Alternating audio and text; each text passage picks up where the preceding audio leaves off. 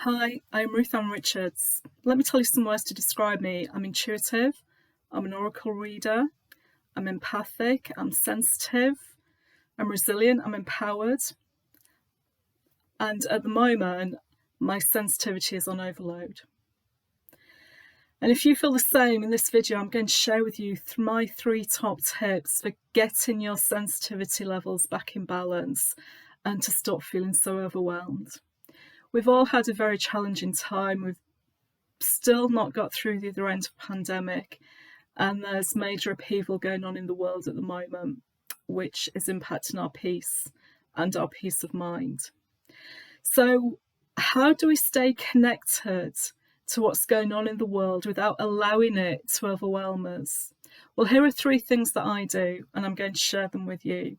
And the first thing is, I don't watch the news.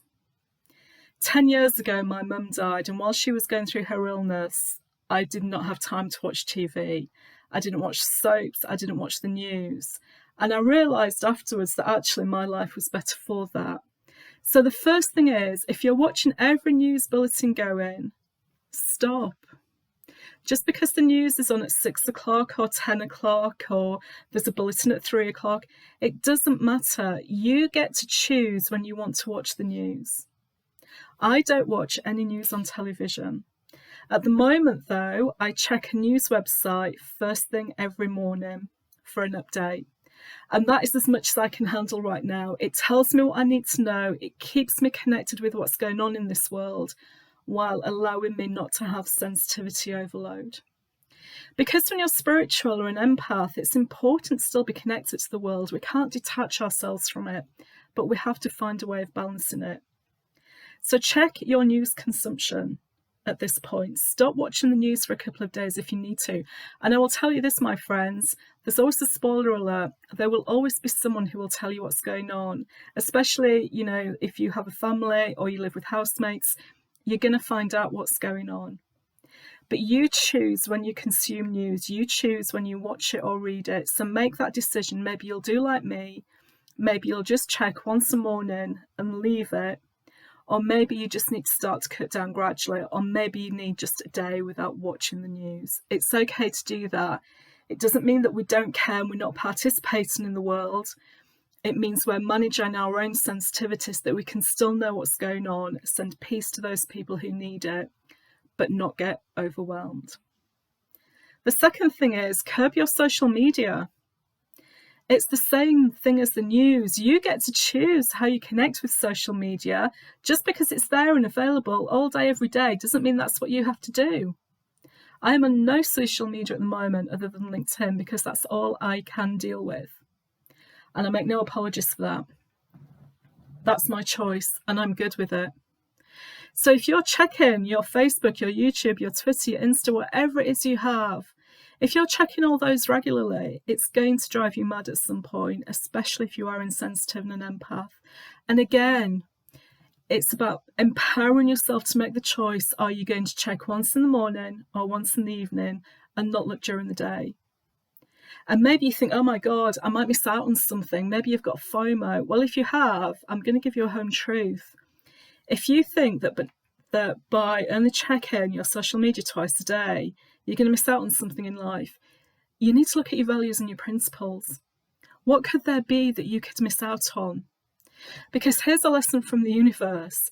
If something is for you, it will never pass you by. You're never going to lose something that was meant for you. So check your values, and nothing bad is going to happen if you don't look at your social media. It really isn't. Give yourself a break from it. Maybe have a day off from it. And again, like the news, curb it. Maybe just check once a day. It's truly okay to do that.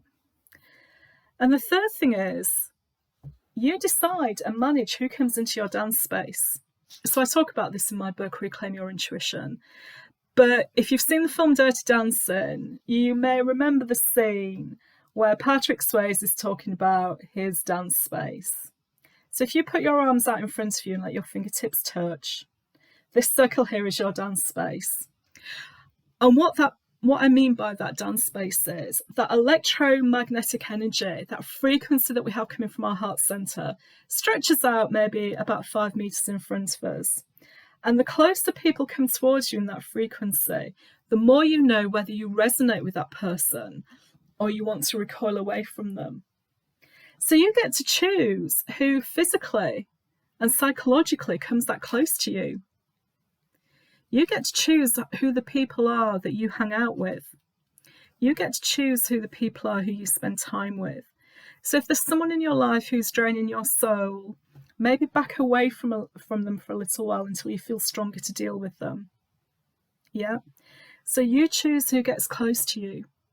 So what you'll notice about these 3 top tips is stop watching the news, curb your social media, and take care of your dance spaces. It's all about your choice. We forget we have choices. And we have a choice how and when we watch the news. We have a choice how to use social media. And we have a choice about the people we hang out with. And empowering yourself to make the right choices will stop the overwhelm of the sensitivity that's going on right now. Trust me, this is what I do, and it works for me.